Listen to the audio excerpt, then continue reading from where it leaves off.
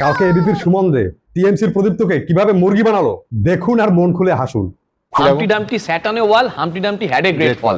तो रुको जरा सबर करो। এবং গ্রেট ফলটা যে হবে বিজেপি কালকে প্রণয়দা বলে দিয়ে গেছে, আজকে খানিকটা ইঙ্গিত দিল বিমল শঙ্কর নদ। যে স্বাভাবিক এই পুরোটা হয়েছে ওই গ্রেট ফলের পর থেকে, মানে 4 তারিখে যে গ্রেট ফলটা হলো সেটাই বলছি, সব ডিম ওখানে ফেটে গেল। দেখো বিজেপির কাউন্সিলর কাম বিধায়ক বলছেন যে ওই টয়লেটটা ভাঙতে হবে। পৌরসভার চেয়ারম্যান, আরে তুমি টয়লেট ভাঙার কথা বলছো, তো তৃণমূল ভেঙে যাচ্ছে।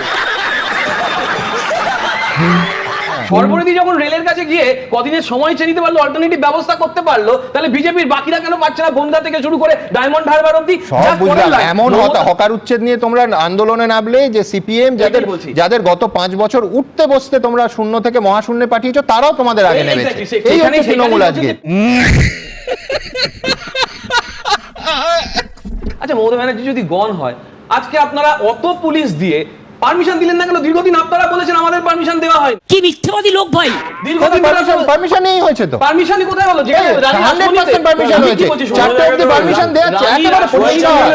রানী রাসমণি মানে আরে কারা বলছে পারমিশনের কথা? আমি বিস্মিত লাগছে। এক সেকেন্ড পুরনো নয়, আমি বলছি 135 বা 111 বার শুভেন্দু অধিকারীকে কলকাতা হাইকোর্টে জানা গেছে ন্যূনতম পুলিশি পারমিশনের জন্য। মানে আমি বলছি 1 মাস হয়নি, ভুলে যাব? আমি ভুলতে বলছি না দাদা। তৃণমূল গণতন্ত্রের পরিসর বন্ধ করতে যা যা করেছে, আমি বলছি আগামী 50 বছর উদ্যত হয়ে থাকবে। আর আজকে তো পারমিশন নিয়ে গেছিলেন। আজকের সমস্যা প্রদীপ, তো মেক নো মিস্টেক, আজকের মমতা বন্দ্যোপাধ্যায়ের সমস্যা ছিল সঙ্গে লোক নেই, মেরে কেটে 100 জন হচ্ছে না। সেলিব্রিটি যারা, আমি বলছি 30টা বই বিক্রি হয় না এইরকম কবি, এবং গানের গলা চলে গেছে 12 বছর আগে এইরকম গায়করা ঘিরে থাকতেন, আজকে এক পিসও নেই। একেবারে ছ্যা ব্যাপার প্রদীপ।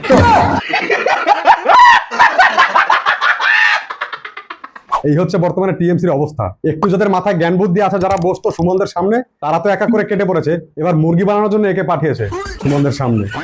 জয় ভারত।